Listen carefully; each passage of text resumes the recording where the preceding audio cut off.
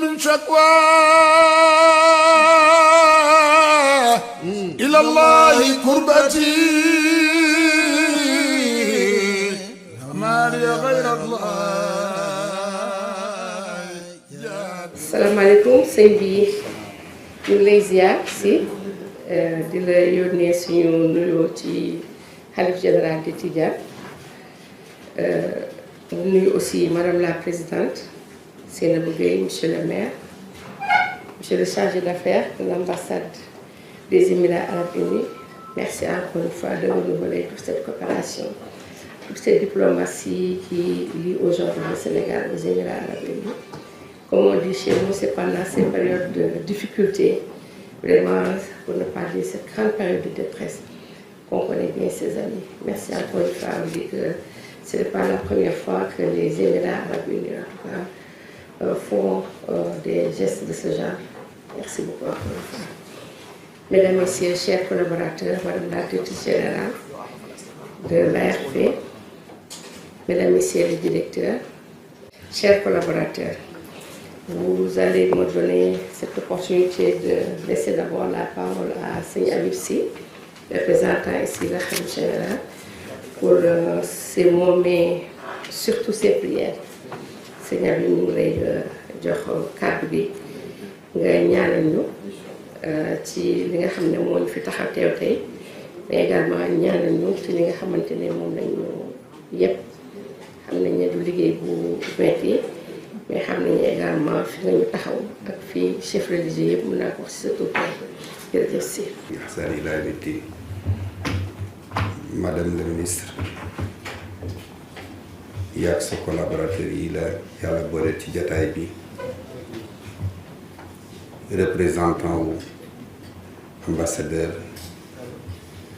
chargé d'affaires Émirats ak collaborateur yi mu àndal, madame la présidente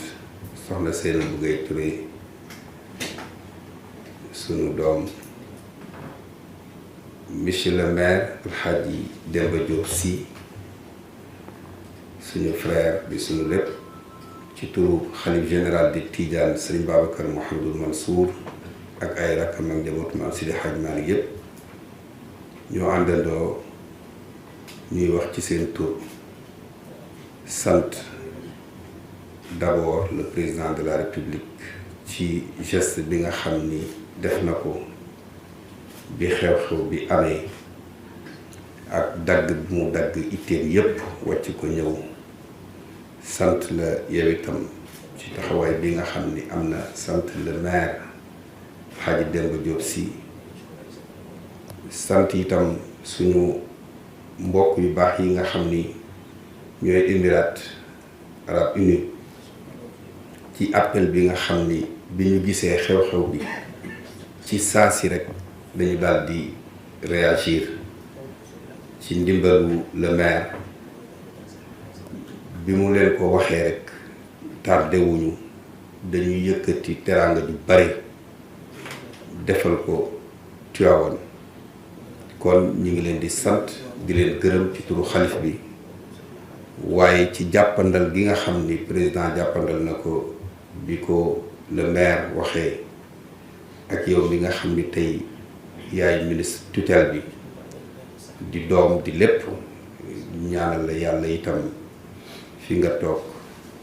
yàlla defal la fi lu ëpp sa yaakaar.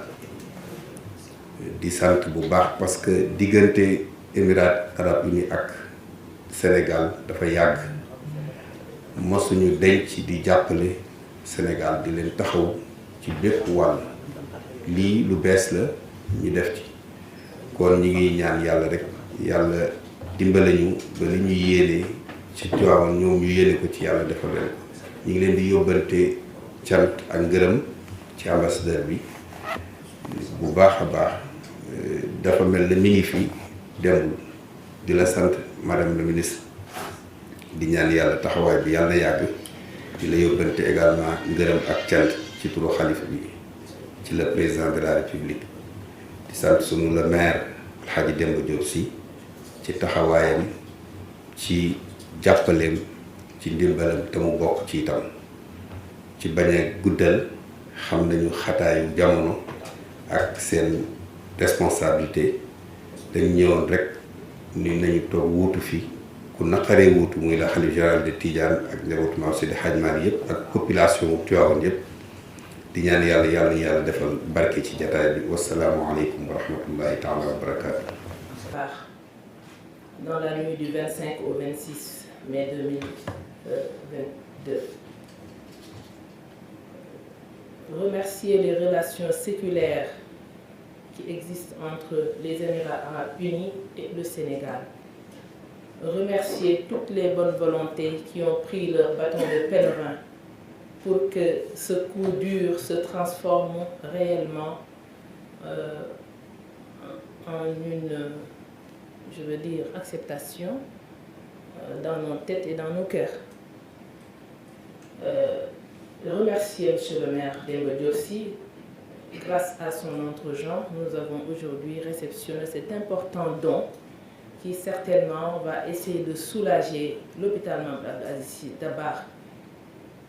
avec son pôle mère-enfant, mais aussi soulager toutes les familles qui vont y mettre leur bébé dans les prochains mois, dans les prochains jours, seul Dieu sait. Dire que nous accueillons ce don avec beaucoup de fierté. Madame le ministre l'a dit tout à l'heure, c'est dans le besoin qu'on reconnaît ses vrais amis. In English, a friend in need is a friend indeed. Donc, soyez-en remerciés, soyez-en félicités. Nous étions soulagés certainement quand, une fois ce drame annoncé, le président de la République a coupé toutes ses préoccupations pour venir apporter son soutien aux populations, apporter son soutien au Khalif général des Tidianes, Serigne Babacar Sy Mouhamed Mansour, qui est le premier des Tivaouanois aujourd'hui. Donc, cela devait suffire certainement, mais nous devons de continuer tous les efforts qui rentrent dans le cadre d'apaiser les familles, de montrer aux populations que nous, les dirigeants, nous sommes là pour les apaiser, les accompagner, les suivre nuit et jour. Comme on dit, monsieur le maire, j'ai l'habitude de le dire, un maire, on ne lui demande pas de sortir de Saint-Cyr. On lui demande juste d'être au carrefour des joies et des peines des populations qui l'ont élu. C'est ce que vous venez de montrer aujourd'hui. Nous vous en remercions. En ma qualité de présidente du conseil d'administration de l'hôpital Mame Abdou Aziz Sy Dabakh, nous allons poursuivre tous les efforts qui vont aller dans le sens de réhabiliter, sinon de doter de Tivaouane d'un hôpital flambant neuf aux côtés du ministère de la Santé. Et je ne saurais terminer sans vous souhaiter vraiment la bienvenue dans cet illustre ministère, j'allais dire. Que Dieu vous accompagne, vous aide à réussir votre mission à la fois exaltante et noble. Je vous remercie de votre aimable. Son Excellence, M. Mohamed, qui représente l'ambassadeur des Émirats arabes, ainsi que le marabout Serigne Habib Sy, Ibn Serigne Mansour, ainsi que Madame la Présidente. Je remercie en même temps l'ensemble des collaborateurs du ministre qui sont aujourd'hui présents dans cette manifestation. Je pense que ce qui s'est passé à Tivaouane la dernière fois nous a poussé à contacter les Émirats ainsi que d'autres qui sont des amis pour essayer de soulager ce qu'on a vécu au niveau de l'hôpital de Tivaouane. C'est après ça qu'ils m'ont contacté pour me dire qu'ils étaient prêts à nous envoyer un cargo contenant l'ensemble du matériel que je les avais demandé. Et la totalité des matériels parce que j'avais pris l'inventaire au niveau de l'hôpital pour savoir au juste qu'est-ce qu'il fallait. Et c'est à partir de ce document que je les ai transmis qu'ils nous ont envoyé un cargo pour pouvoir au moins soulager un peu les peines que les gens vont rencontrer durant cette période, parce que les gens sont appelés à avoir toujours des enfants. Les enfants ne sont pas toujours appelés à être dans des conditions normales à la naissance. Donc, pour reprendre le service mère-enfant tel qu'on l'avait avant. Donc, c'est pour cette raison-là, aujourd'hui, nous sommes fiers d'avoir ces relations avec ces gens qui nous ont aidés et qui le font de bon cœur, comme je dis. Parce qu'ils n'ont pas attendu. En moins d'une semaine, ils nous ont envoyé, ils nous ont contactés pour nous dire que l'avion vient le dimanche. Donc c'est le dimanche matin qu'on devait prendre le matériel. C'est après que j'ai averti le président pour avoir les autorisations nécessaires afin que l'avion puisse descendre au niveau du Sénégal. Et je remercie en même temps le secrétaire général du ministère qui n'a pas lésiné sur les relations pour que l'avion soit arrivé à temps. Parce que c'est le jeudi qu'ils nous ont avertis, mais le ministère a fait tout ce qu'il fallait pour que le ministère des Affaires étrangères puisse avoir l'autorisation pour qu'on puisse avoir le cargo le dimanche matin. Donc pour ça aussi, on remercie l'ensemble, le secrétaire général ainsi que le DC et l'ensemble des personnes qui ont contribué à ce que le matériel soit arrivé à temps. Nous remercions en même temps aussi l'ambassade et les Émirats, ainsi que l'attaché d'ambassade M. Ndiaye, Ibrahima, lui aussi, qui a tout fait pour que ça puisse être là aujourd'hui. Ça n'aurait pas été sa volonté, peut-être aujourd'hui on n'aurait pas reçu ce matériel à temps. Donc lui aussi on le remercie vivement, ainsi que l'ensemble des collaborateurs. Nous remercions en même temps aussi le Khalife général des Tidjanes, qui, dès qu'on l'a averti, nous a envoyé Serigne Habib pour qu'il puisse être présent en son nom, pour le représenter, parce que vu l'importance de la cérémonie qu'on est en train de faire aujourd'hui. En tout cas, nous sommes contents que tout le monde puisse retrouver le matériel dont on voulait et demain qui pouvait nous coûter autre chose et dont on nous a cédé gracieusement et avec un bon cœur. En tout cas, on remercie en même temps toujours les Émirats et on remercie en même temps le président de la République qui a facilité pour qu'on puisse l'avoir à temps. C'est tout ce que j'avais à dire. Je vous remercie.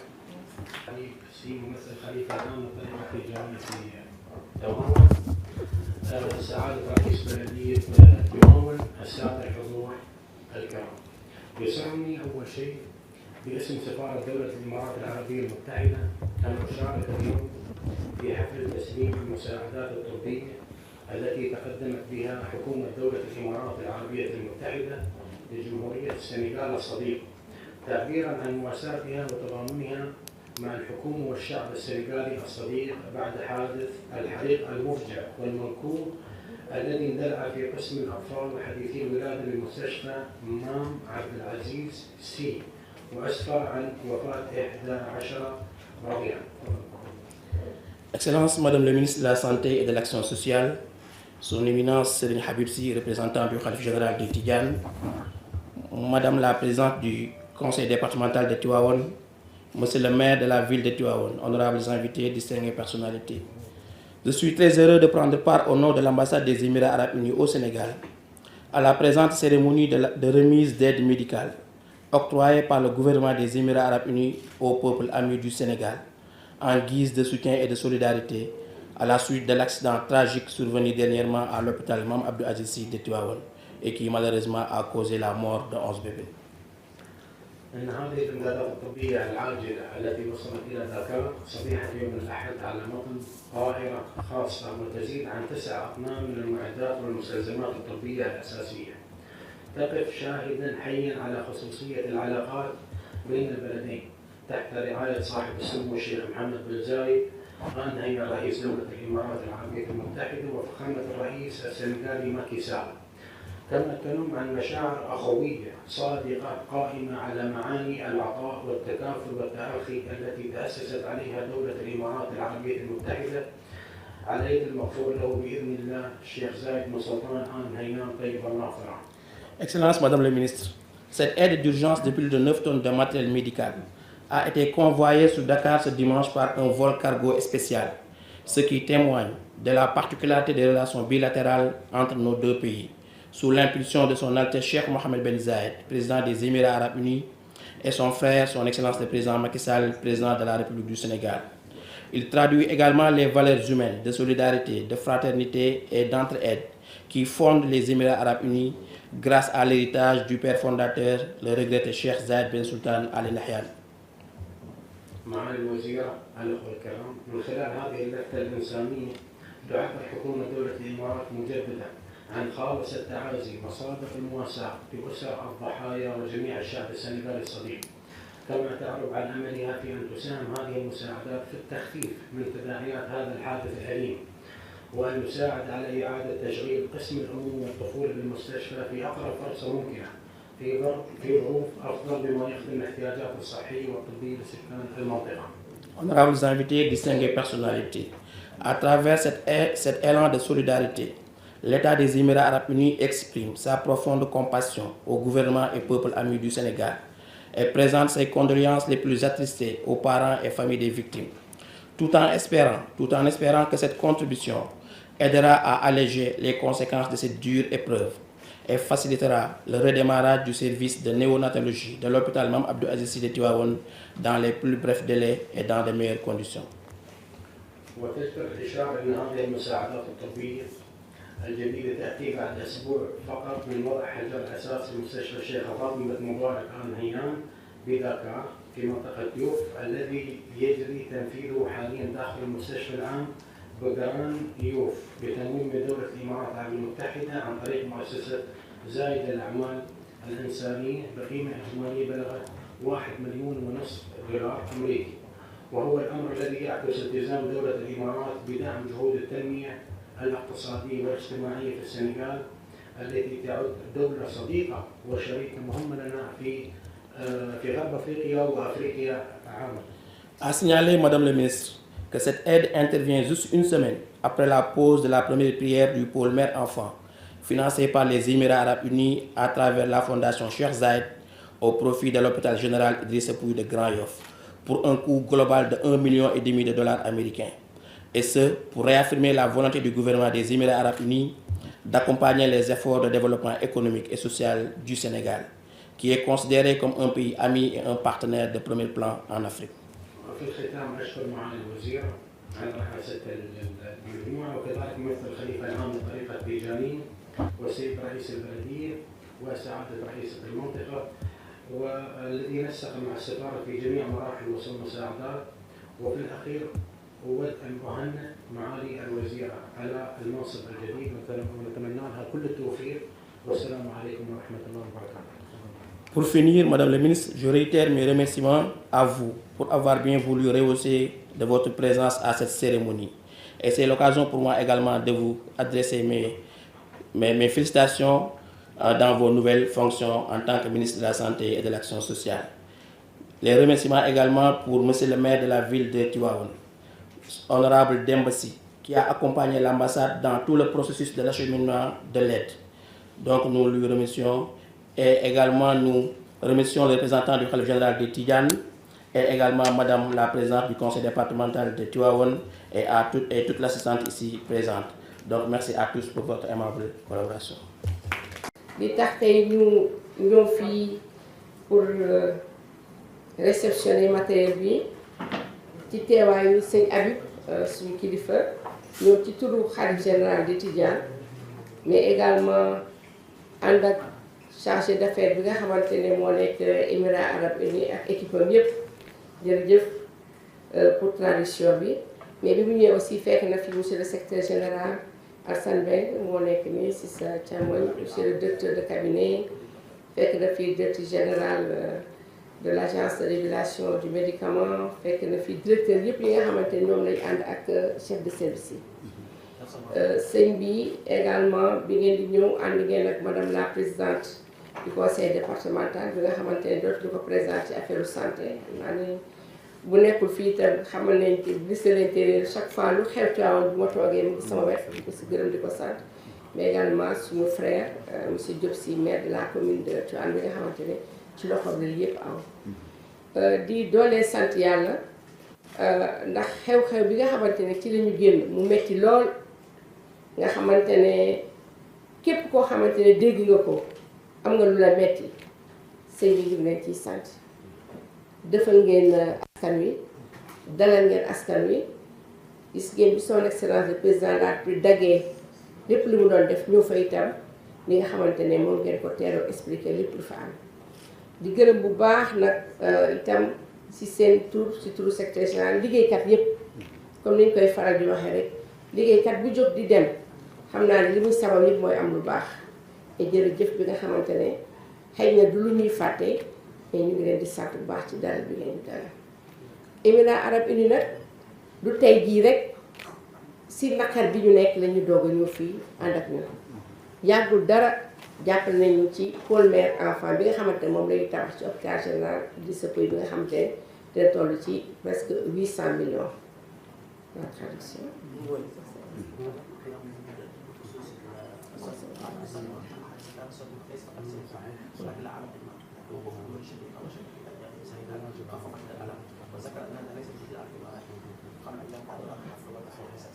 bi li amee nag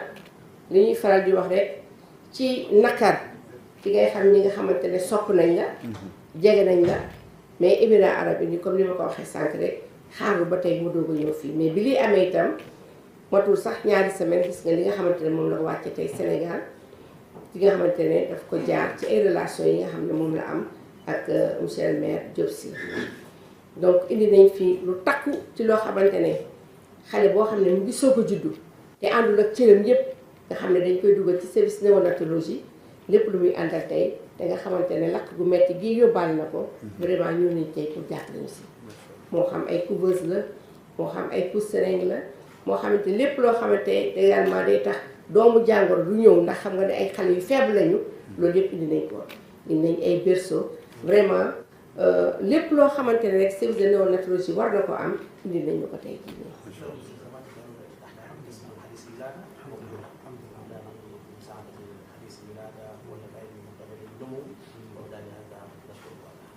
waaw ñuy saluer également docteur Fatou Mbaye Sylla moo yore direction générale établissement de santé yi sànq moom laa doon wax ne exeegul ndax mu ngi nekkoon Mbour di wax ne DEPS docteur Ousmane Dia teewal na ko fi bi nga xam ne également lépp luy hôpital public moom moo ko yor di wax ne daal ministère bi yépp taxaw nañu comme ni ñu ko doon defee ba ni ko président waxee son excellence gën a ñoŋal li nga xamante ne mooy norme mooy qualité ba nga xamante ne façon jëy yi dootu fi amati di gërëm bu baax waa Émirats arabes unis parce que ni ma ko waxee rek du tey ngeen doog a ñëw toujours yéen a ngi suñu wet système de santé Sénégal intéressé na leen trop vraiment loolu ñu leen ci gërëm leen di sant di ñaan yàlla diggante bi gën a tamit naat ba ñuy gën a jokkalante vraiment dans le cadre de la c'est très évident.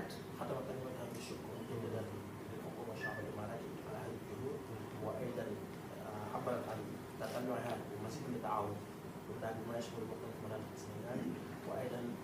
اكدت معالي الشيخ الموجود معنا على ان هذه الجهود ليست جديده وليس من غريب على دوله الامارات موجودين ومهتمين والمساعدات خصوصا في القطاع الصحي والطبي مستمر وليس waaw kay jërëjëf xam naa léegi ñuy war a def nag mooy jéem a wàcc gis matériel bi xam naa ne gis nga ko ci photo mais boo wàccee di gis vraiment matériel bu takku la jërëjëf. فلا بد من شكوى